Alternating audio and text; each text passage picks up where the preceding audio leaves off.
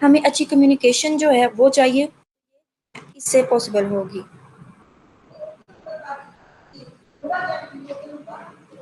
समझ आ रही? ये ठीक है, समझ आ गई। ठीक है। अच्छा, इसमें हमारे पास आ जाता है ओवरव्यू के, मतलब इसमें जो है ना प्रोसेस एरियाज कौन से आते हैं। इसमें आते हैं कि organisational support, release planning, management, elicitation और एनालिसिस। ऑर्गेनाइजेशनल सपोर्ट में ये आता है कि ऑर्गेनाइजेशन से रिलेटेड, कि हमने मार्केट जो है ना उसके एनालिसिस किए, कंपटीटर के एनालिसिस किए, अपॉर्चुनिटीज देख ली प्रोडक्ट के लिए कि हम इसे करना चाहिए हमें मार्केट में जो है रिलीज या नहीं, और हमने थ्रेड्स वगैरह देख ली कि हमारे पास कंपटीटर्स हैं या उसमें या प्रोडक्ट की थ्रेड्स हमें क्या आ रही हैं इसे रिलीज करने से।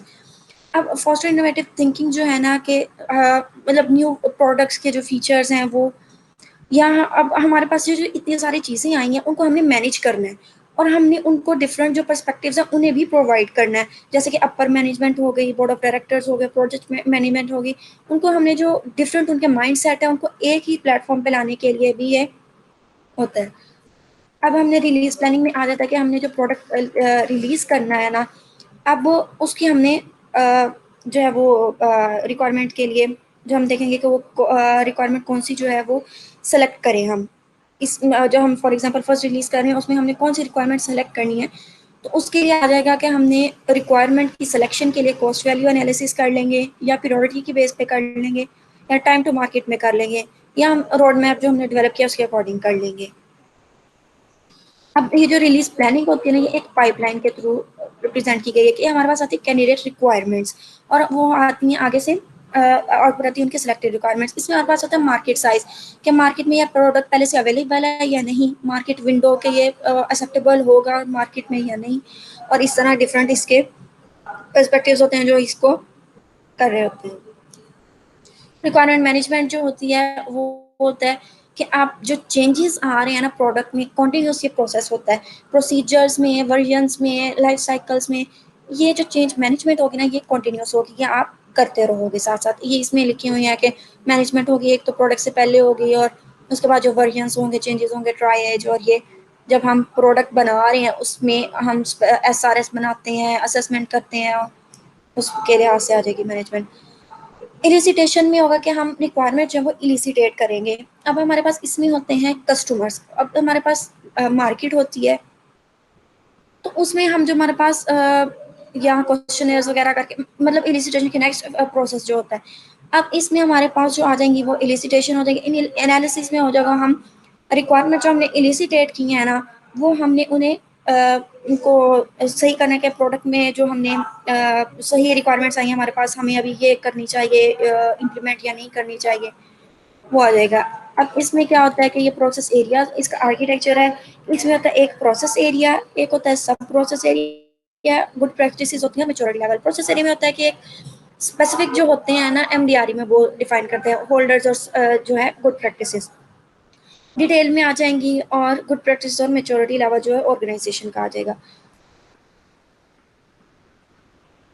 उसके बाद ये प्रैक्टिसेस जो हैं वो आ जाएंगी लेवल के साथ, कि अब हमारी ऑर्गेनाइजेशन जो है उसने जो स्टार्ट ही जब हुआ तो उसने जो प्रैक्टिसेस फॉलो की हैं, जिन पे वो काम कर जिनको यूज़ करके वो प्रोडक्ट्स को बना रही है, वो आ जाएंगी लेवल 1 में। लेवल 2 में आ जाएगी कि जो उसने प्रोडक्ट लेवल 1 पे जो उसने प्रोसेस वगैरह यूज़ किए थे या प्रैक्टिसेस यूज़ की थी, उनमें जो स्ट्रेंथ्स और वीकनेसेस है वो डिटेक्ट कर ले गई ऑर्गेनाइजेशन। 3 लेवल पे है कि वो जो है वो प्रोडक्ट की स्ट्रेटजीज जो है वो करना है मेन गोल।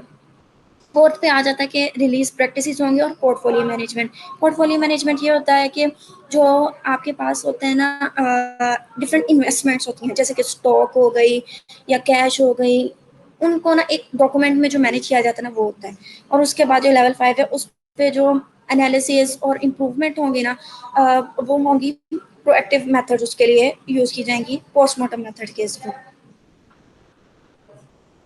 ये किया गया कि वो लेवल 4 पे है तो उसमें ये डिफरेंट कैसे यूज हो रहे हैं। ये एक असेसमेंट मॉडल भी है कि इससे जो है ना एक कंपनी की हम लोग देख सकते हैं प्रोग्रेस कि उसने जो है वो क्या किया है और क्या नहीं। तो इसमें जो है ये ग्राफ जो शो किया जा रहा है, इसमें जो ये ऊपर वाली सॉलिड लाइन है ना, ये शो कर रही है कि मैक्सिमम जो है ना हमने क्या गोल था, हमने कितना अचीव करना था, ये वाले। उसके बाद एक ये है लाइट्स, ये 15 से जो आ रही है ये वाली लाइट, ये है कि जो है ना कितने जो है ना कितने परसेंट सेटिस्फाइड हुए, मतलब सेटिस्फाइड कितने या एक्सप्लेन होगा। और ये सबसे लास्ट लाइन है वो कि हमने जो गोल वगैरह बनाए थे हमने उनमें से हमने कितना अचीव कर लिया है। उसके बाद आ जाएगा रिक्वायरमेंट एलिसिटेशन। एलिसिटेशन में है कि हमने रिक्वायरमेंट्स को गैदर करना है, एलिसिटेट करना है, तो उसमें आ जाएंगे हमारे पास सोर्सेस, सोसाइटी है, कंपनी है, प्रोडक्ट है और प्रोजेक्ट है। अब इन जो 4 सोर्सेज है, इनसे हमने जो रिक्वायरमेंट एलिसिटेट करनी है ना, नीचे इनके मेथड्स या उनकी एलिसिटेशन की का इन के लिहाज से बताया गया कि इनसे हमने कैसे रिक्वायरमेंट्स गैदर कर सकते हैं हम लोग, नीचे ये डिफाइन किया गया कि सोसाइटी से हम किस तरह कर सकते हैं, फोकस ग्रुप करके, गैप एनालिसिस करके या डिस्कशन करके, कंपनी से, इसी तरह प्रोडक्ट से, प्रोजेक्ट से। और ये जो है मॉडल कि इसमें हमें प्रोजेक्ट से पहले भी हमें रिक्वायरमेंट एलिसिटेशन करनी पड़ेगी, उसमें जो CMMI और टूल्स वगैरह हैं वो उनसे आ जाएगा। रिक्वायरमेंट जब है एलिसिटेशन होगी तो उससे फिर डेवलपमेंट, जब डेवलपमेंट में होगी तो फिर डॉक्यूमेंटेशन और मार्केटिंग, मतलब जो रिक्वायरमेंट डेवलप होंगी उनकी फिर डॉक्यूमेंटेशन हो जाएगी, और टेस्टिंग और मेंटेनेंस। अब हमारे पास टेक्निक्स हैं, पहला है सर्वे। सर्वे में क्या होता है कि ये क्वेश्चनेयर्स होते हैं कि हम क्लोज एंडेड भी दे सकते हैं और ओपन एंडेड भी दे सकते हैं। इसमें हमारे पास आती हैं बहुत सारी फीडबैक्स, तो इनको मैनेज करना जो है ना वो इतना आसान नहीं होता। फोकस ग्रुप्स में हमारे पास क्या होता है, 6 से 10 लोग होते हैं हमारे पास बिजनेस डोमेन के। उनको क्या किया जाता है कि इंटरव्यू किया करता है उनका जो रिक्वायरमेंट एनालिस्ट है, फिर उनकी जो रिक्वायरमेंट्स होती है वो रिकॉर्डेड होती हैं, उनके जो आंसर्स होते हैं ना या जो टेप्स रिकॉर्डेड होती हैं उनको एनालाइज किया जाता है, और फिर उनसे जो है वो रिक्वायरमेंट्स एक पेज पे या किसी डॉक्यूमेंट में लिख ली जाती हैं, लिस्ट कर ली जाती हैं। फिर एनालिसिस फेज में कोड्स असाइन कर दिए जाते हैं, जैसे कि हम कहते थे कि हमने रिक्वायरमेंट एक एलिसिटेट कर ली है, अब हम उसको जैसे हम एक देते थे ना नंबरिंग वगैरह, उसके लिहाज से ये रिक्वायरमेंट नंबर 1 है, ये उसको F1 करके कुछ इस तरह एक देते थे नेम, उसके लिहाज से उनको नंबरिंग दे देंगे। अब जब पर्सोनास है ना, इसमें क्या होता है कि ये हमारे पास है डिफरेंट एक्टिविटीज इसमें, ठीक है। अब रिक्वायरमेंट एलिसिटेशन इन एक्टिविटीज को परफॉर्म करने से होगी, जैसे कि हाइपोथेसिस स्टेट करेंगे, तो हम हाइपोथेसिस स्टेट करेंगे जब, तो उसमें इधर आ जाएगा कि हमने किया आइडेंटिफाई पॉसिबल पर्सोनास, मतलब हमने रिक्वायरमेंट एलिसिटेशन है वो कौन किन किन से करनी है वो आगे। फिर हमने उनके होल्ड कर लिए इंटरव्यूज, ठीक है, किन लोगों से हमने रिक्वायरमेंट एलिसिटेट करनी थी, वो आगे हमारे पास रिक्वायरमेंट एलिसिटेशन में। फिर आगे कर ले हमने वेरिएबल्स आइडेंटिफाई किए, तो उसमें आ जाएगा, उसमें हमारे पास आ जाएगा कि हमने कर लिया रेंजेस, उसमें कर लिया हमने बिहेवियर वेरिएबल्स कर लिए, और इंटरव्यूज को हमने सिंथेसाइज कर लिया, वो भी इसमें आ गया। इसी तरह जो डिफरेंट एक्टिविटीज है प्रोग्रेस के लिहाज से या प्रोडक्ट के लिहाज से, वो जब हम परफॉर्म करेंगे तो फिर हमें ये जो है इससे रिक्वायरमेंट एलिसिटेट हो जाएंगे हमारे पास। उसके बाद है कंजॉइंट एनालिसिस। इसमें क्या होता है कि ये ना क्वांटिटेटिव मार्केटिंग है कि टेक्निक है। इससे क्या होता है कि आप जो है ना इसमें 3 होते हैं कि आप इससे कर क्या सकते हो। आपने एक फीचर जो है उस पे गिवन प्रोडक्ट का, उस पे एक इंडिविजुअल जो है वो कितना वेट प्लेस कर रहे हैं वो डिटेक्ट हो जाएगा। क्वांटिटेटिव में इसका इस तरह आ जाता है कि जैसे रिव्यूज वगैरह होते हैं, तो उसमें जो हमारे पास स्टार्स वगैरह हम देते हैं ऐप्स को, वो आ जाता है क्वांटिटेटिव में। अब ये डिफरेंट फीचर्स पे जो है वो हो जाएगा उसका वेट। अब हमने जो है अगर हम देखते हैं कि हमने अगर प्राइस चेंज की तो इससे प्रोडक्ट की सर्विसेज पे और डिमांड पे क्या उसका इफेक्ट होगा। और उसके बाद जो है हमारे पास ये फोरकास्ट वाला जो है, ये यूज़ करती हैं वो वाली कंपनीज या वो जो जिन्होंने अभी फर्स्ट टाइम प्रोडक्ट लॉन्च किया हो, कि मतलब उनका प्रोडक्ट एक्सेप्ट होगा या नहीं होगा, उसके लिहाज से। इन्वेंशन में आ जाएंगे न्यू रिक्वायरमेंट्स और ब्रेनस्टॉर्मिंग। प्रोटोटाइपिंग में जो है आपका ऑलरेडी आपका होता है, ये होता है कि आपने ना सब सिस्टम्स बना लेते हैं या डिफरेंट वर्जन्स बना लेते हो। तो थोड़ा सा आपने अगर फॉर एग्जांपल डेवलपमेंट किया तो उसमें आप एक बना लोगे छोटा सा मॉड्यूल टाइप, और उसको जो है आप इवेल्युएशन के लिए और फीडबैक के लिए जो है वो यूज़ कर लोगे। गैप एनालिसिस में क्या होता है कि हमने ना डिफरेंसेस जो हैं वो डिटेक्ट करने होते हैं, कि हमने प्रोडक्ट में इम्प्लीमेंटेशन क्या कर लिया जो अब तक हमने डिज़ाइन किया, और कस्टमर ने हमसे क्या डिमांड किया था। उसमें डिफरेंसेस आ जाते हैं 3। उसमें आ जाता है पहला एलिमेंट डिफरेंस। एलिमेंट डिफरेंस में ये होता है कि जो कैटेगरी है, जो मतलब मेन फीचर्स हैं। फॉर एग्जांपल हमने जब ऊबर करीम है तो उसमें जो है वो प्रोवाइड करेगा, क्या उनका मेन फीचर है कि वो राइडिंग सर्विस प्रोवाइड करेंगे कस्टमर्स को। प्रॉपर्टी डिफरेंस क्या आ जाता है कि वो जो फीचर्स हैं उनके नेक्स्ट एक्शंस, मतलब कि अब उसने फिर नेक्स्ट स्टार्ट कर ली थी कि वो डिलीवरी भी करेगा और इस तरह, और ऑपरेटर डिफरेंस आ जाएगा। अब हमारे पास जो गैप एनालिसिस है उसमें आ जाते हैं, हमारे पास गैप एनालिसिस करने से हमारे पास 3 सेट्स आ जाते हैं रिक्वायरमेंट्स के।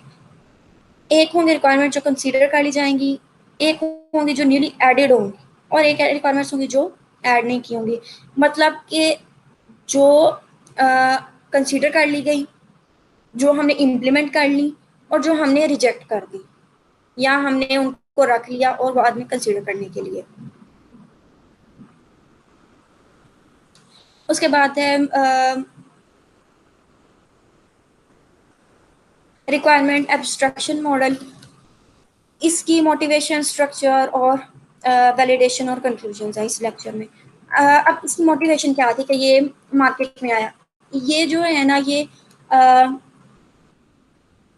इसकी क्या थी कि हमारे पास जो रिक्वायरमेंट्स हैं ना वो डिफरेंट रिसोर्सेज से आती हैं, डिफरेंट सोर्सेज से आती हैं, इसलिए। दूसरा कि हम जो प्रोजेक्ट सेंटर डेवलपमेंट है ना, कि प्रोजेक्ट इनिशिएटेड जो रिक्वायरमेंट्स हैं उससे हम प्रोडक्ट सेंटर डेवलपमेंट में जा रहे हैं। हमारे पास आएगा कि डिफरेंट लेवल ऑफ रिक्वायरमेंट्स होंगी, कि डिटेल्स हमें चाहिए होंगी। फॉर एग्जांपल कि हमारे पास जब हम प्रोडक्ट डेवलप करते हैं तो हमारे पास होते हैं स्टेक होल्डर्स, कस्टमर्स होते हैं हमारे पास, और हमारे पास होते हैं डेवलपर टीम्स वगैरह। अब इनको एक ही रिक्वायरमेंट के डिफरेंट लेवल्स चाहिए। अब जो हमारे पास है डेवलपर टीम, उसको किसी और तरह के रिक्वायरमेंट्स चाहिए, उसे डिटेल्ड रिक्वायरमेंट्स चाहिए कि फीचर्स इंप्लीमेंट कैसे होंगे। और जो हमारे पास कस्टमर रिक्वायरमेंट्स चाहेगा, या हमारे पास जो स्टेक होल्डर चाहेंगे, उन्हें इतनी डिटेल रिक्वायरमेंट्स की ज़रूरत नहीं होगी, तो इसलिए एब्स्ट्रैक्शन है। और इंडस्ट्री में कोई जो था मॉडल वगैरह नहीं था, तो ये जो मॉडल था ना ये खुद ही डेवलपर्स ने बनाया और इसको मार्केट में लॉन्च भी कर दिया। उसके बाद इसका स्ट्रक्चर आ जाता है। इसके 3 स्टेप्स हैं। पहला स्पेसिफाई रिक्वायरमेंट्स को किया जाता है, दूसरा प्लेस किया जाता है, और तीसरा एब्स्ट्रैक्ट किया जाता है। अब इसमें क्या है कि स्पेसिफाई जो होगा ना, कि रिक्वायरमेंट्स जो होंगी ना उनको इलिसिटेट कर लिया जाएगा, उनके बारे में जो इनफ इंफॉर्मेशन होगी, और फिर उनको एट्रीब्यूट स्पेसिफाई कर दिए जाएंगे। अब इसमें हमारे पास 4 एट्रीब्यूट्स हैं स्पेसिफाई में। उसमें क्या है कि डिस्क्रिप्शन है सबसे पहला। अब इसमें रिक्वायरमेंट डिस्क्राइब की जाएगी। अब पहली रिक्वायरमेंट है कि system shall be able to use standardize formats when communicating with the surrounding environment. ठीक है। अब इसमें हम जब फॉर्मेट्स को देखते हैं तो, और कम्युनिकेटिंग को देखते हैं, तो हमें पता चलता है कि इससे हमें डिफरेंट जो है लैंग्वेजेस वगैरह का हो रहा है आइडिया, कि डिफरेंट फॉर्मेट्स हो, कम्युनिकेशन हो, तो उसमें कम्युनिकेट करने के लिए जो है वो डिफरेंट लैंग्वेजेस होंगी। अब इसी रिक्वायरमेंट को इसी तरह भी प्रेजेंट किया जा सकता है कि user shall be able to print information from the system, this shall print function shall be offered every time information of any kind is presented to the user. और इसी रिक्वायरमेंट को इस लिहाज से भी देखा जा सकता है कि system shall have support for multiple languages. मतलब ये आगे एक ये एब्स्ट्रैक्शन हो रही है रिक्वायरमेंट की। दूसरा इसका जो होता है हमारे पास आ जाता है स्टेप, वो है कि इसका रैशनली या बेनिफिट जो है रिक्वायरमेंट का वो बता दिया जाता है। इसमें आ जाता है कि रिक्वायरमेंट क्यों है और उसका बेनिफिट बता दिया जाता है। उसके बाद थर्ड आता है कि रिस्ट्रिक्शंस और रिस्क्स जो होते हैं, कि रिक्वायरमेंट को देखने से ना हमें वो नहीं पता चलते, डिटेक्ट नहीं नज़र नहीं आ रहे होते, लेकिन वो रिस्क लाए करते हैं। जैसे कि अगर हम मल्टीपल लैंग्वेजेस को हम इनकॉर्पोरेट करें अपने सिस्टम में, तो उससे इंटरफेस पे तो इफेक्ट होगा। फॉर एग्जांपल अगर चाइनीज़ लैंग्वेज है तो उससे इंटरफेस हमारा इफेक्ट हो जाएगा बिल्कुल ही, वो इंग्लिश से वो तो बिल्कुल डिफरेंट है, तो ये रिस्क हो गया। उसके बाद टाइटल हम उसको दे देंगे, रिक्वायरमेंट जो हुई है हमारे पास, उसका हम जो टाइटल देंगे वो होना चाहिए 5 वर्ड्स का, और उसमें जो रिक्वायरमेंट है ना उसका अकॉर्डिंग जो है वो डिस्क्रिप्शन हो जाएगी। दूसरा है कि हमने रिक्वायरमेंट को हमने कर देना है प्लेस, एनालाइज करने के बाद। अब इसमें प्लेस करने के इसमें डिफरेंट लेवल्स हैं। पहला है प्रोडक्ट लेवल, उसमें जो गोल है कंपनी वगैरह का वो होगा। फीचर लेवल है, उसमें फीचर्स होंगे, जैसे कि डिलीवरी वगैरह, जैसे वो कस्टमर वगैरह को उसने पिक एंड ड्रॉप का करीम या उबर का आता है। फंक्शनल लेवल पे आ जाएगा कि जो यूज़र हैं वो जो हमने फीचर प्रोवाइड किया है उसके साथ जो एक्शन परफॉर्म करेंगे, कि उसने जो है वो अब रेट वगैरह करना है या फेयर, और उसका आ जाएगा।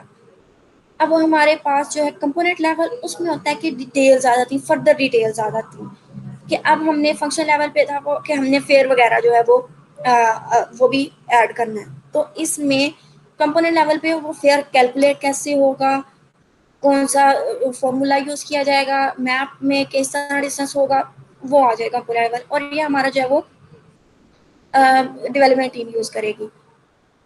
अब जो प्रोडक्ट लेवल है ना, ये मोस्ट एब्स्ट्रैक्ट लेवल है, और जो कंपोनेंट लेवल है ये लीस्ट एब्स्ट्रैक्ट लेवल है। उसके बाद हमारे पास ये इनकी एक्सप्लेनेशन लिखी हुई है। उसके बाद है एब्स्ट्रैक्शन या वर्कअप।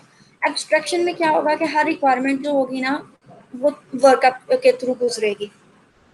अब एब्स्ट्रैक्शन और वर्कअप में क्या है कि न्यू रिक्वायरमेंट्स है ना वो इलिसिटेट होंगी, ठीक है, वो चाहे हो हमारे पास जो पहले से रिक्वायरमेंट्स अवेलेबल हैं उनसे हो, या एब्स्ट्रैक्शन से हो, मतलब जिस तरह हम कर रहे हैं कि ये कर रहे हैं कि डिफरेंट लैंग्वेजेस कर रहे हैं हम इनकॉर्पोरेट, उससे हमें आ गया कि हमने उसका इंटरफेस एडॉप्शन आ गई, हमने कंपोनेंट लेवल पे आ गया, तो उसके लिहाज से जो है मतलब डिफरेंट रिक्वायरमेंट हो गई। ये जो आ रही है ना कि मतलब यूजेबिलिटी हो इंटरनेशनली और मल्टीपल लैंग्वेजेस, इस तरह इसकी फंक्शनल लेवल पे हो गई, कंपोनेंट लेवल पे आ गई, तो ये रिक्वायरमेंट जो है ये एब्स्ट्रैक्ट हो रही है। अब इसका क्या होगा कि जब हमारे पास इसमें रूल्स जो हैं वो ये हैं कि हर रिक्वायरमेंट जो है ना वो प्रोडक्ट स्ट्रेटजीज के साथ जो है ना वो कंपैटिबल होनी चाहिए या कंपेरेबल होनी चाहिए। और उसके बाद रूल 2 है कि हर रिक्वायरमेंट जो है ना उसे फंक्शन लेवल पे ब्रोकन डाउन होना चाहिए, मतलब कि हम फंक्शन लेवल जो है ना उस तक जो है वो मस्ट करेंगे। कंपोनेंट लेवल जो है वो डिटेल्ड है, वो ऑप्शनल है, वो आप करो या ना करो, वो ऑप्शनल है। उसके बाद ये वैलिडेशन है कि ये बताया जा रहा है कि रिक्वायरमेंट्स की पर एब्स्ट्रैक्शन ग्रुप, और ये टोटल नंबर ऑफ रिक्वायरमेंट्स थी कि हमारे पास प्रोडक्ट लेवल पे जो थी ना रिक्वायरमेंट्स वो आई 6%, ठीक है। अब वो 6% रिक्वायरमेंट्स आई हमारे पास, जो फीचर लेवल था उसमें आई हमारे पास जो इलिसिटेट हुई या एब्स्ट्रैक्ट हुई हमारे पास रिक्वायरमेंट्स हुई 37%, और जो फंक्शनल लेवल था उस पर हमारे पास 31% हुई, और जो कंपोनेंट लेवल था उस पर 26%। और ये जो डिस्क्राइब किया गया ये जो टेबल है कस्टमर मैनेजमेंट, ये कि किस लेवल पे कौन सा उसको किसके लिए इम्पोर्टेंट है रिक्वायरमेंट्स, किस लेवल की कौन उनको यूज कर सकता है। जैसे कि गोल बेस्ड या प्रोडक्ट लेवल जो होंगी वो कस्टमर हमारा उसके लिए इम्पोर्टेंट होगी, मैनेजमेंट के लिए होंगी। आ जाता है हमारा जो है फंक्शनल लेवल आ जाता है, तो उसमें हमारे पास जो है वो क्योंकि उसमें डिटेल्स आ जाती है, फंक्शंस आ जाते हैं, तो उसमें वो हमारे पास डेवलपर के लिए जैसे कि लिखा है 55% वो इम्पोर्टेंट होंगी, और इसी तरह दूसरे भी हो जाएंगे, और बाकी ये कंक्लूजन से क्या हो रहा है। उसके बाद है requirements triage and marks. ये कि हमारे पास जो होती हैं ना रिक्वायरमेंट्स वो होती हैं बहुत ज़्यादा होती हैं, तो हमें उन जो है ना उन रिक्वायरमेंट्स को अपने प्रोडक्ट की स्ट्रेटजी, बिजनेस के जो हमारे पास गोल्स होंगे और जो ऑर्गेनाइजेशन का विजन है ना उसके साथ हमने इनको इन साइन रखना है कि ये ना हो कि हमारे रिक्वायरमेंट्स हमारे पास इतनी ज़्यादा आए और हम उन्हें इम्प्लीमेंट करते जाएं कि हमारा विजन ही जो है वो ऑर्गेनाइजेशन का ना कुछ रहे, कुछ गोल ही ख़त्म हो जाएं, और हमारी प्रोडक्ट स्ट्रेटजीज भी कोई कंपेटेबल या कंपेरेबल ही ना हो हमारे रिक्वायरमेंट्स के साथ। तो उसके लिए रिक्वायरमेंट्स ट्राई एज है। रिक्वायरमेंट्स ट्राई एज क्या है कि ट्राई एज जो है ना ये मेडिकल में एक टर्म यूज होती है कि फॉर एग्जांपल एक पेशेंट है, उसको है डिफरेंट डिजीजेस, तो अब उसको उस डिजीजेस के लिए उसे चाहिए डिफरेंट ट्रीटमेंट्स। अब वो जो डिफरेंट ट्रीटमेंट्स होंगे ना, उनको कर लिया जाता है, उनको प्रायोरिटाइज टाइप कर लिया जाता है कि अच्छा इसमें आ जाएगा, उसका पहले इस जो है इस ट्रीटमेंट की ज़रूरत है, फिर ये ट्रीटमेंट होगा, फिर ये ट्रीटमेंट होगा। इसी तरह रिक्वायरमेंट्स के लिहाज से आ जाता है कि हम रिक्वायरमेंट्स जो होंगी ना उनका आ जाएगा, ठीक है, उनको प्रायोरिटाइज करना है हमने और उनको हमने देखना है। तो अब हमारे पास क्यों रिक्वायरमेंट्स ट्राई करेंगे, क्योंकि हमने जो है ना रिसोर्सेज जो है वो ऑप्टिमाइज करने हैं, ठीक है, और हमने इस तरह का ट्रीटमेंट यूज करना है कि हमारे पास सक्सेसफुल आउटकम आ जाए, ठीक है।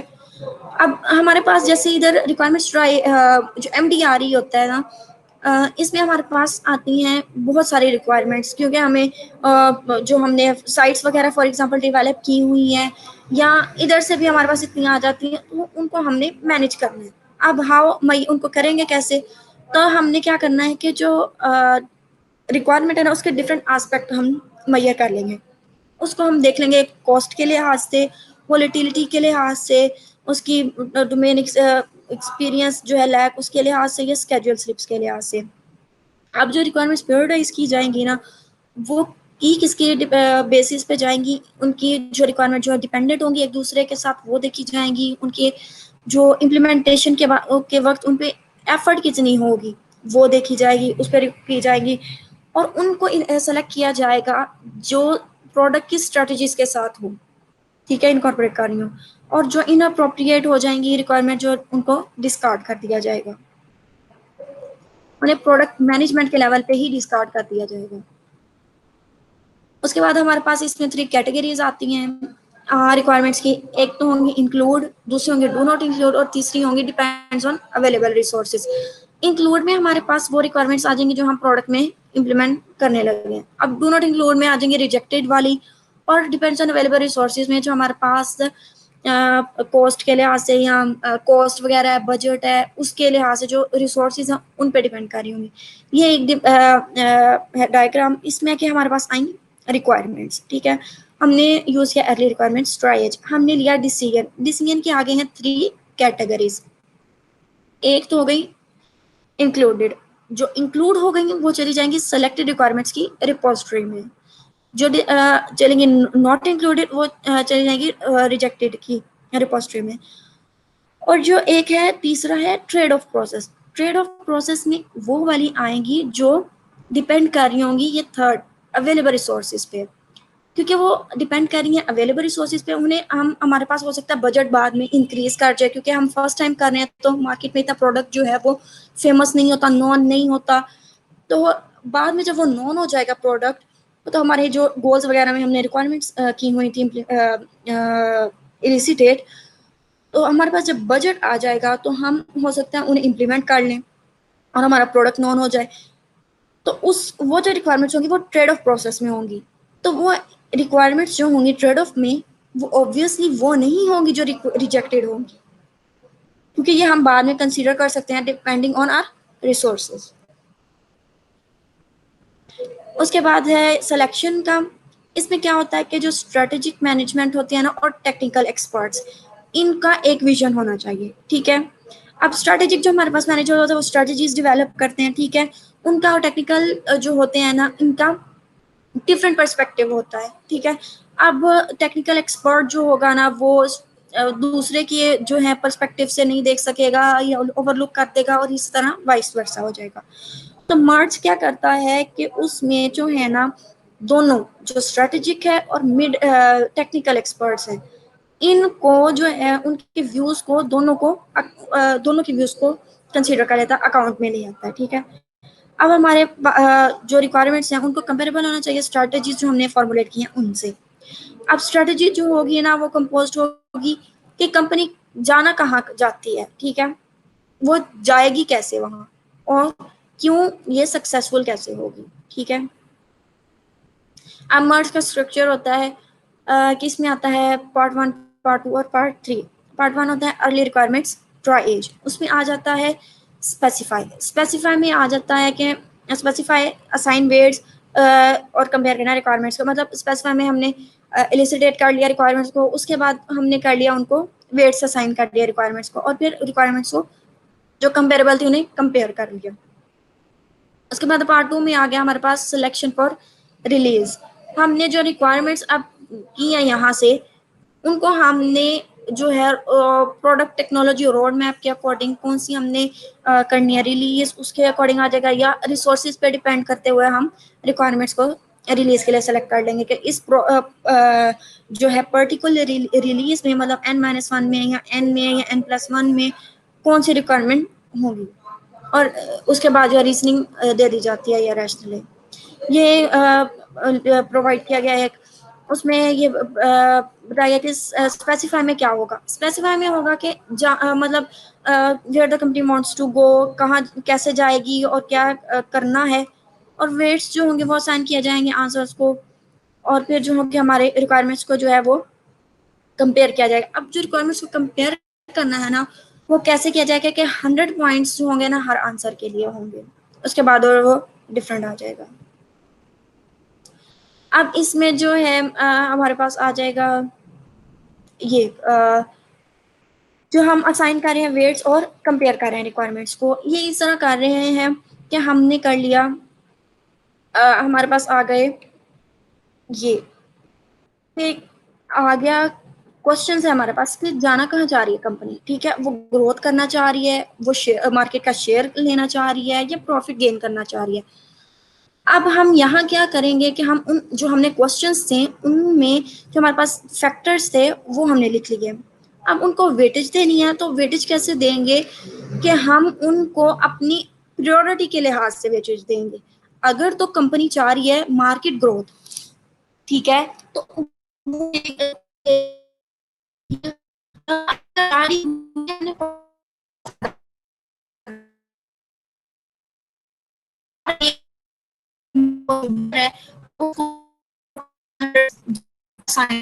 मतलब मर्जी कर लो, किसी को ज्यादा कर लो या कम वेटेज दे दो, टोटली 100 होने चाहिए। इसी तरह हाउ के भी बट के भी। अब हमारे पास हाउ में आ गया कि हमने जो है मार्केट ग्रोथ करनी है, और तो वो हमारे पास आ जाएगा सेगमेंट्स, कस्टमर के सेगमेंट्स आ जाएंगे, ठीक है, कंपिटेटर्स आ जाएंगे, वो डिफरेंशियल एडवांटेज आ जाएगा।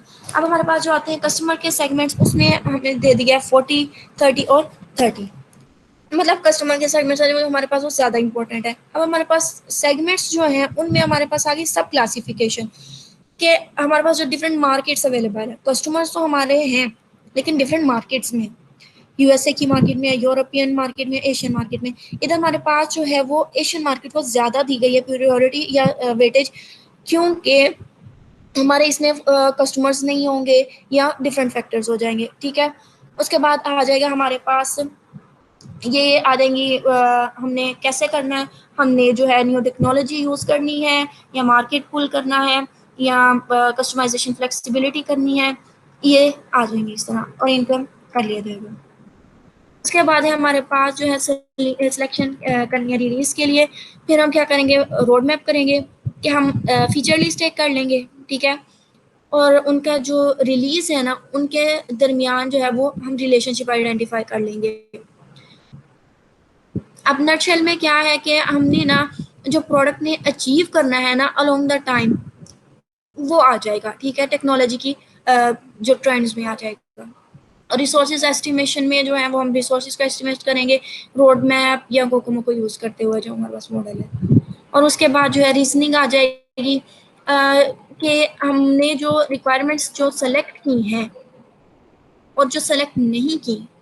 अब फॉर एग्जांपल हमने जो रिक्वायरमेंट सेलेक्ट की हैं तो बल्कि जो हमने रिक्वायरमेंट सेलेक्ट नहीं की उनका जो है सक्सेस और फेलियर स्टोरी, कि मतलब वो हमने जो सेलेक्ट की हैं उनकी सक्सेस स्टोरी, ये कि वो क्यों सक्सेसफुल होंगी जो हमने उनको इम्प्लीमेंट हमने सेलेक्ट नहीं किया। नेक्स्ट है आ जाता है रिलीज प्लानिंग। रिलीज प्लानिंग में हमारे पास है RDEM। एक्सक्यूज मी, मैं ना थोड़ी देर भी आई।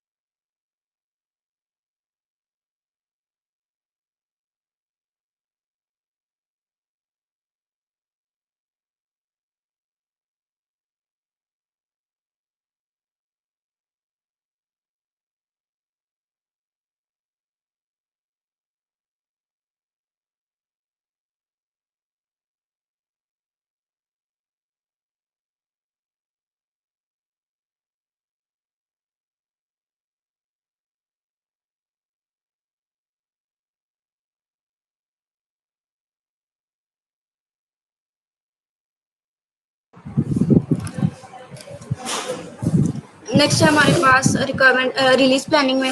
रिलीज प्लानिंग में हमारे पास दो मॉडल्स हैं, एक है RDEM और एक है हमारे पास रिपीट। अब जो RDEM है ना हमारे पास रिक्वायरमेंट ड्रिवन एवोल्यूशन मॉडल, उसमें क्या है कि ये डेवलप किया गया था एरिक्सन रेडियो सिस्टम्स AB की ने किया था। अब इनके जो कस्टमर्स थे ना वो थे मोबाइल नेटवर्क के ऑपरेटर्स।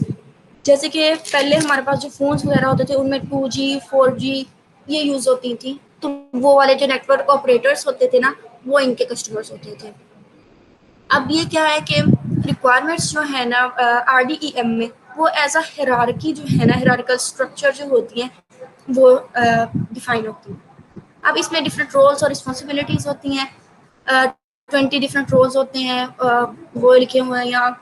और प्रोडक्ट कमेटी एक होती है, ठीक है, इसमें ये डिफरेंट मेंबर्स या रोल्स होते हैं। अब जो प्रोडक्ट कमेटी होती है ना वो उसका ये उसने क्या डिसीजन लेना होता है कि अब जो हमारे पास आई है ना रिक्वायरमेंट्स, एक पर्टिकुलर स्टेट से एक रिक्वायरमेंट को नेक्स्ट स्टेट में मूव करना है या नहीं करना, ये डिसीजन ये लेगी प्रोडक्ट की कमेटी।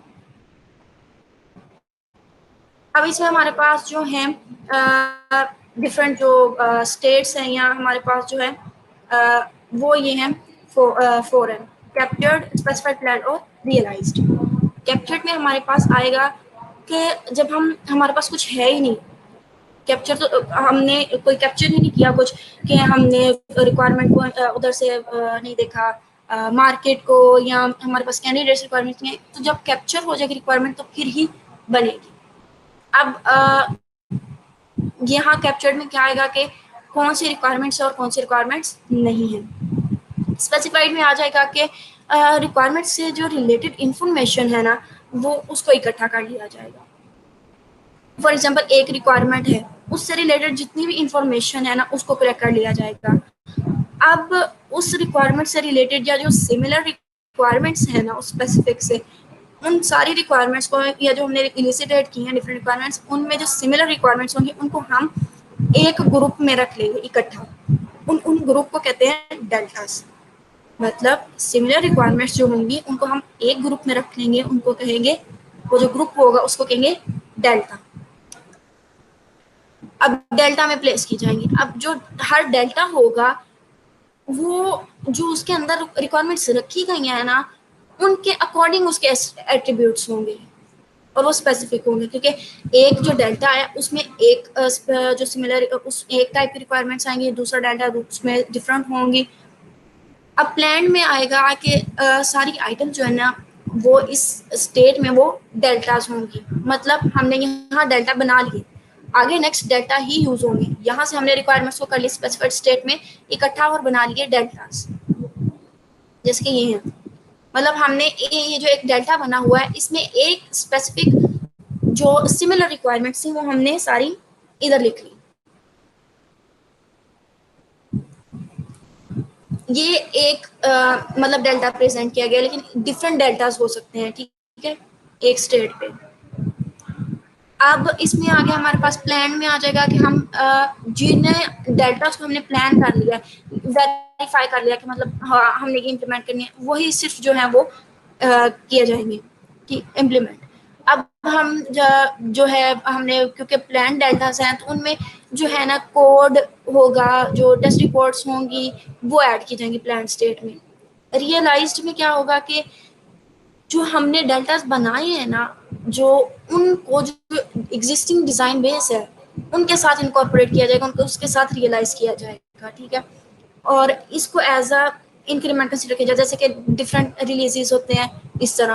हमारा पहले से प्रोडक्ट जो है वो पहले से मार्केट में है तो हमने उसका न्यू वर्जन जब लॉन्च किया या N-1 रिलीज था पहले, तो सेकेंड रिलीज जब हमने किया तो उसमें हमारे पास जो है वो इंक्रीमेंट आ गया। अब इसमें चार हैं फेजेस स्टेट्स। पहला है कैप्चर्ड स्पेसिफाइड प्लान और रियलाइज्ड। कैप्चरिंग जो रिक्वायरमेंट्स होंगी हमारे पास वो इधर होंगी, ठीक है, ये इधर है डेल्टा। अब इधर से जो कैप्चर हो गई जो रिक्वायरमेंट्स वो कैप्चर्ड होंगी वो आगे चली जाएंगी। अब यहाँ जो है स्पेसिफिकेशन में उनको स्पेसिफाई किया जाएगा, तो फिर उनको स्पेसिफाई जो होंगे वो स्पेसिफाइड आगे चले जाएंगे, उन पे जब है वो प्लानिंग परफॉर्म की जाएगी, तो जो प्लान होगी वो नेक्स्ट फेज स्टेट में चली जाएंगी। और इस तरह जो है ये फोर्थ वाला जो है वो होगा और रियलाइज करके डिलीवर कर दिया जाएगा। ये लाइफ साइकिल RDEM का। उसके बाद है हमारे पास repeat requirements engineering process at teleologic. ठीक है, अब इसमें क्या है कि रिपीट में ना हम जो प्रोडक्ट लॉन्च करते हैं ना वो टोटल ऑफ 14 मंथ्स जो है फिक्स ड्यूरेशन है उसमें रिलीज होगा। ठीक है, और हर जो रिलीज होगा ना वो 6 महीने में होगा, 6 महीने बाद एक रिलीज करना है।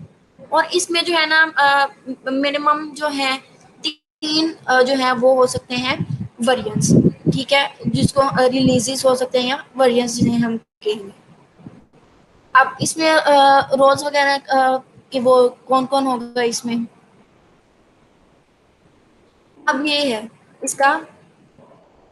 अब इसमें क्या है कि इसमें 3 जो है ना मिनिमम वो होंगे रिलीजेस होंगे और 6 मंथ्स बाद जो है ये रिलीज कर दिया जाएगा एक रिलीज। ठीक है, अब इसमें है ये माइलस्टोन, ये जो ट्रायंगल है ये है माइलस्टोन्स। ठीक है, माइलस्टोन्स को हम ये भी कह सकते हैं फेजेस हैं। ठीक है, और हमारे पास ये जो रेक्टेंगल्स जो हैं ये हमारे पास प्रोसेसेस को कर रही हैं। ये जो लाइट वाली है लाइट ग्रे एलिसिटेशन को कर रही है, डार्क ग्रे वाली जो है सिलेक्शन को, और ये जिसके इन बिटवीन लाइन है ये चेंज मैनेजमेंट प्रोसेस को कर रही है और एंड पे कंक्लूजन को कर रही है। और ये हमारे पास एक है किक आउट, ये उल्टी ट्रायंगल या डेल्टा जिसे कह लें। ये डेल्टा नहीं है असल में, ये माइलस्टोन्स है। ठीक है, अब ये है किक आउट का मतलब इस पे जो है प्रोडक्ट को मार्केट में किक आउट कर जाएगा, रिलीज कर दिया जाएगा। अब इसमें जो पहला रिलीज है वो है यहाँ ये मतलब ये सितंबर के बाद रिलीज हो रहा है, मतलब कहीं अक्टूबर में कहीं रिलीज हो रहा है ये। अब यहाँ तो हमने पहले की स्टार्ट। ठीक है, पहला क्या है कि रिक्वायरमेंट स्टार्ट हो गई। जब रिक्वायरमेंट की एलिसिटेशन, ये जो लाइट ग्रे है ये वाला, ये रिक्वायरमेंट की एलिसिटेशन हो गई, रिलीज N-1 के लिए स्टार्ट। अब दूसरा क्या है कि यहाँ हो गई डेडलाइन है उसके रिक्वायरमेंट की। ठीक है, रिक्वायरमेंट एलिसिटेशन की यहाँ है डेडलाइन, तो वो उस टाइम पे होगी खत्म। अब नेक्स्ट हमने क्या करना है, कंक्लूज सिलेक्शन करनी है और डिफरेंट मैनेजमेंट और ये करनी है। अब यहाँ हम देख रहे हैं कि ये इसकी जो क्योंकि इसमें हमने कहा कि डिफरेंट रिलीज चल रहे होंगे एक ही टाइम पे, और क्योंकि हमने 14 मंथ्स में जो टोटल प्रोडक्ट है वो हमने मार्केट में लॉन्च करना है। तो इसमें जो है N-1 रिलीज जब हम देख रहे हैं कि रिक्वायरमेंट्स एलिसिटेशन स्टार्ट हुई और ये 2 पे जब है ये खत्म हुई है तो इधर ही दूसरे रिलीज की रिक्वायरमेंट एलिसिटेशन स्टार्ट हो गई।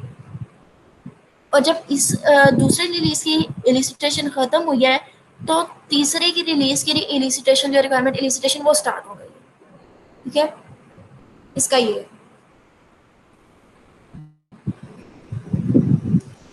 अब इसमें क्या है कि न्यू पे क्या होगा, न्यू में हमारे पास आएगा इनिशियल स्टेज होगा, इनिशियल स्टेट है। ठीक है, जो भी हमारे पास ये है इसका स्टैक्स, इसका न्यू असाइन क्लासिफाइड सिलेक्टेड और अप्लाइड ये लाइफ साइकिल मॉडल है। ठीक, अब इसमें हमारे पास है न्यू। न्यू में क्या होगा कि जो हमारे पास जो रिक्वायरमेंट्स है ना जो इनिशियल स्टेट में होंगी। ठीक है, जब इशू किया जाएगा रिक्वायरमेंट उसे न्यू कहा जाएगा।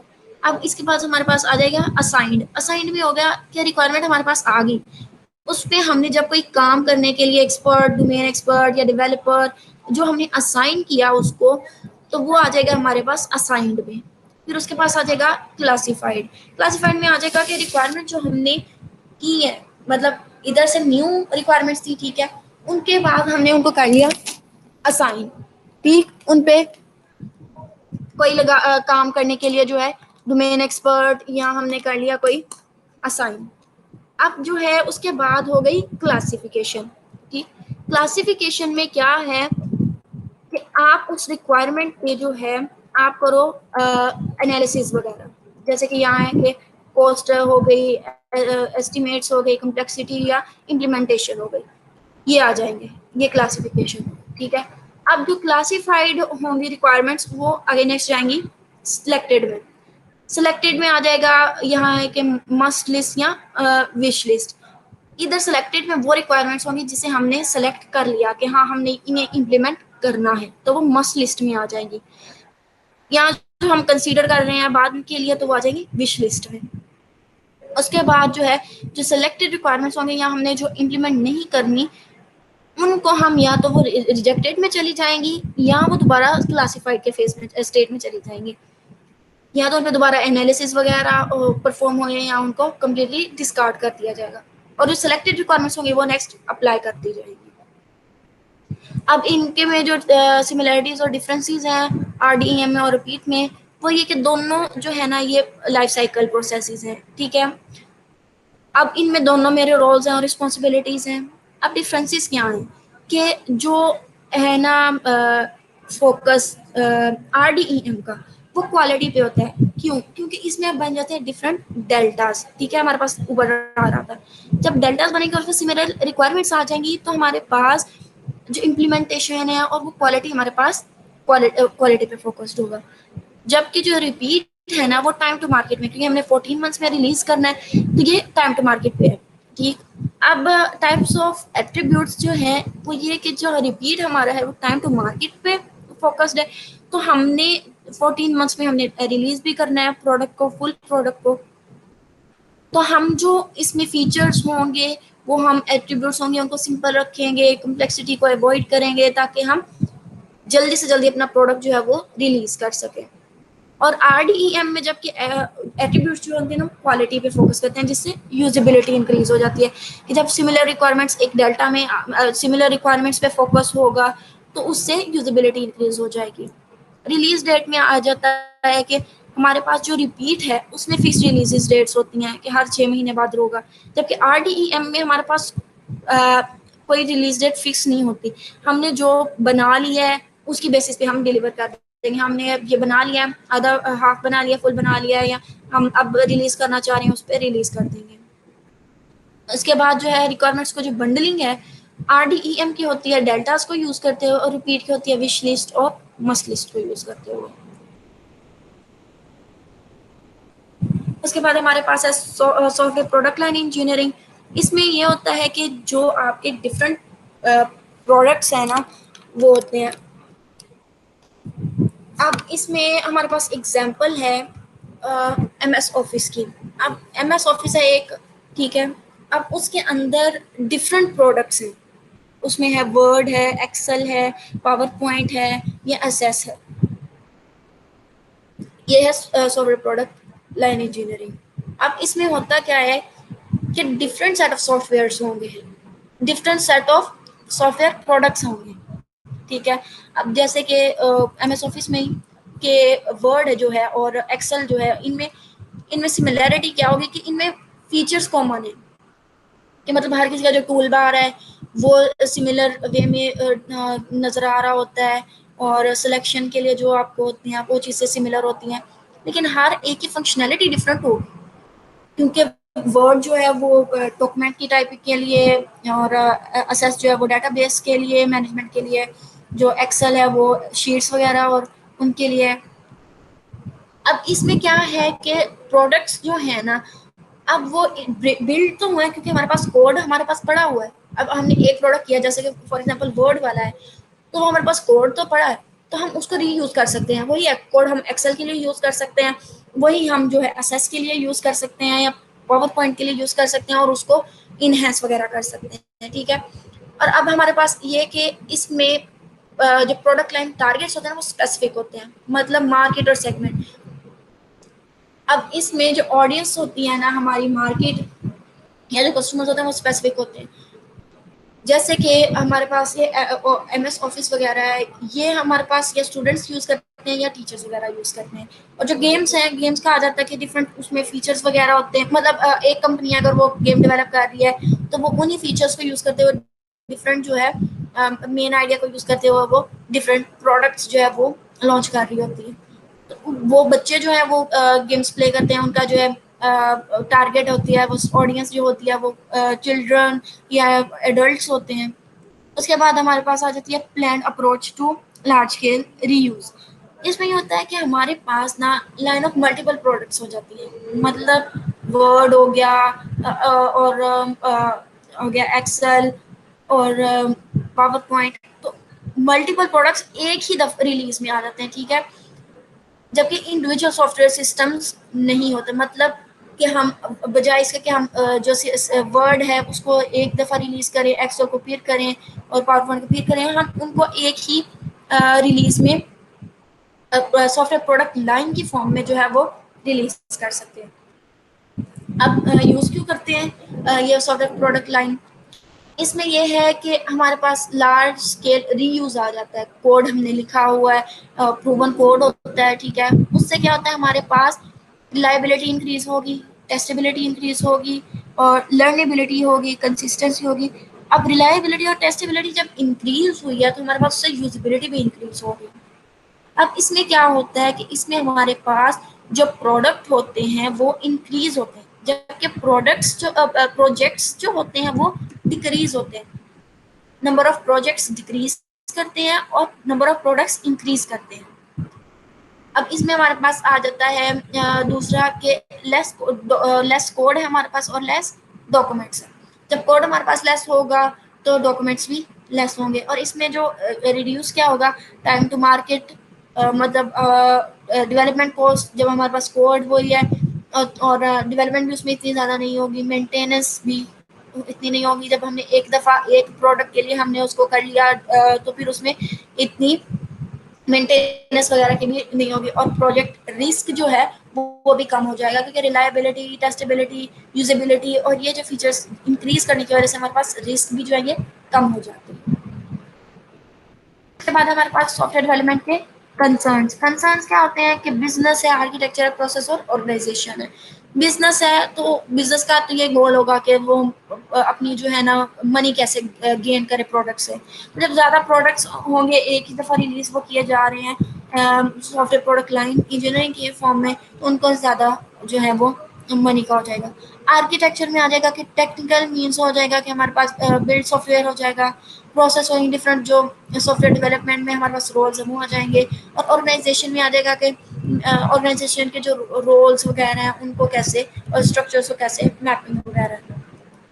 अब प्रोडक्ट पोर्टफोलियो में आ जाता है कि स्कोपिंग, स्कोप करना है हमने प्रोडक्ट को, तो प्रोडक्ट लाइन को, तो हम देखेंगे कि कौन से जो है फीचर्स वो ये प्रोडक्ट जो है, ये जो सॉफ्टवेयर है ये सपोर्ट नहीं करेगा, इसमें वो इंक्लूड नहीं होगी। अब बाउंड्रीज में देखेंगे क्या ये फीचर इसमें इंक्लूड हो सकता है या नहीं हो सकता।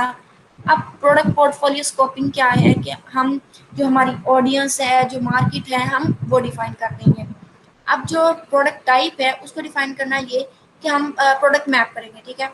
प्रोडक्ट मैप में क्या होगा कि हम जो हमारे पास डिफरेंट प्रोडक्ट्स हैं उनको हम अपने प्रोडक्ट पे मैप करेंगे और उनके जो फीचर्स है डिफरेंट उनको करेंगे, ठीक। अब इनके जो एनालिसिस के लिए जो है वो मार्केट पोजीशन और प्रोडक्ट्स के लिए वो हमारे पास एक कानो मॉडल। कानो मॉडल में क्या है, यहाँ एक जो लाइन है ये सेंटर वाली है, यहाँ लिखा है फीचर इज कम्प्लीटली एब्सेंट और फीचर इज फुली इम्प्लीमेंटेड। ये जो इधर होंगी वो होंगी फुली इम्प्लीमेंटेड, ठीक है। अब हमारे पास चार है कि एक इस तरह के होंगे कि उनमें उनकी सेटिस्फेक्शन लो होगी और रिक्वायरमेंट्स फुली इम्प्लीमेंटेड होंगी, ठीक है। उनको कहेंगे बेसिक रिक्वायरमेंट्स। जो हमारे पास स्ट्रेट लाइन पे होंगी उनको कहेंगे इनडिफरेंट रिक्वायरमेंट्स। जो हमारे पास ऐसी होंगी कि उनके फीचर तो उनमें है नहीं, लेकिन कस्टमर सेटिस्फेक्शन जो है रिक्वायरमेंट्स नहीं, और उनमें सेटिस्फेक्शन जो वो कंप्लीट है, तो वो डिलाइटर्स होंगी। और जो सेंटर में आएंगे वो सेटिस्फायर्स होंगी। उसके बाद मार्केट्स एंड स्ट्रेटजी में आ जाता है, प्रोडक्ट को डिफाइन करना है, मार्केट को और प्रोडक्ट लाइन लाइफ साइकिल को।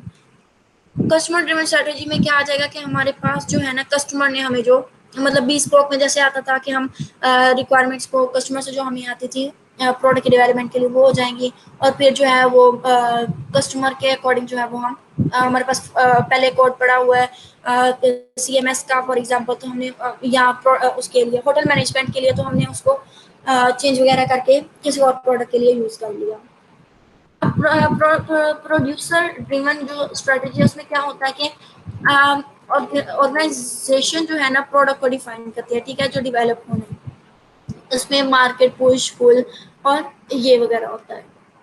अब ये इन रियलिटी जो होता है ना वो प्रोड्यूसर ड्रिवन और कस्टमर ड्रिवन में इनमें इनका मिक्सचर होता है, ठीक है। हमें नीड भी होती है और अपॉर्चुनिटी भी अगर मिल जाए तो। अब ये है एक ऐसा प्लेटफॉर्म कि जिसपे ना कंपनीज जो होती है ना वो लास्ट कस्टमाइजेशन जो उनकी मतलब उन्होंने जो पहले प्रोडक्ट बनाया हुआ है ना, अगर तो कस्टमर मिल गया, ठीक है, हमारे पास आया कस्टमर, ठीक है, हमारे पास पहले पड़ा था उसका कोड, प्रोडक्ट का कोड वगैरह जो हमने पहले से बनाया था, ठीक है, हमने उसको इनहेंस करके दे दिया या उसी तरह दे दिया अपने कस्टमर को, ठीक है। अब उस जो कोड था उसमें हमने कुछ और फीचर्स ऐड करके हमने उसमें मार्केट में भी लॉन्च कर दिया।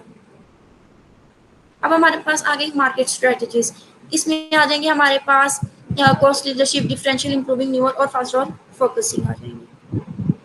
अब ये है product line life cycle, individual product के लिए सबसे पहले तो होगा उसका इंट्रोडक्शन, ठीक है, लॉन्च किया जाएगा, क्योंकि लॉन्च किया जाएगा फिर उसकी सेल्स जो होंगी वो प्रोडक्ट की कम होंगी क्योंकि प्रोडक्ट हमारा नॉन ही नहीं है, अननोन है।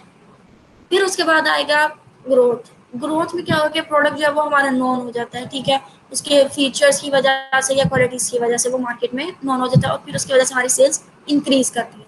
मेच्योरिटी में आ जाता है कि हमारे पास जो प्राइसेस हैं, जो कॉस्ट है, उनको हमने रिड्यूस करना होता है कि मार्केट शेयर को हमने गेन करना है। जैसे कि करीम थी तो वो कूपन्स वगैरह या जो डिफरेंट थे ऑफ वगैरह लगा लेते थे, वो इसलिए करते थे प्राइसेस अपनी फेयर की लो कर देते थे कि उन्हें मार्केट शेयर जो है वो विन कर सके।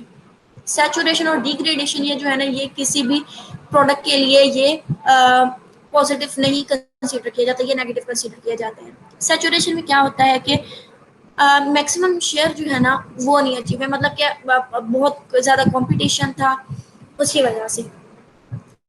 अब डिग्रेडेशन क्या है कि हमारे पास जो है कंपटीशन की वजह से हमारे पास जो है प्रोडक्ट में कर लिया उसके जो प्रॉफिट्स हैं वो कम हो गए उसके, तो उसकी सब्स्टिट्यूशन की जाती है। फॉर एग्जांपल हमने एक बनाया था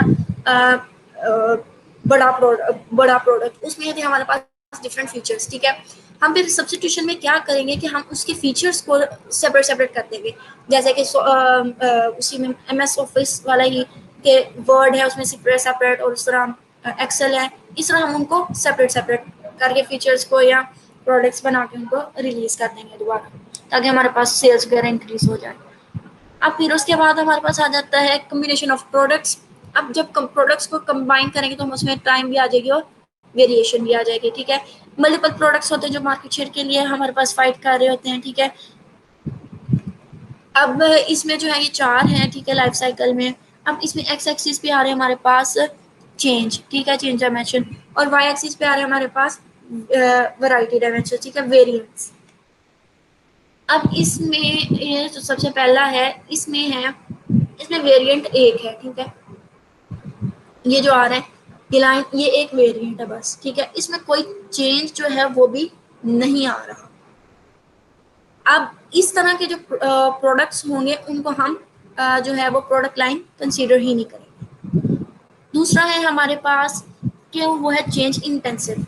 इसमें क्या है कि ऐसा प्रोडक्ट उसमें वेरिएंट भी एक है लेकिन उसमें टाइम के साथ चेंजेस, रैपिड चेंजेस आ रहे हैं, मतलब फीचर्स हैं वो बाद में इनहेंस होते गए।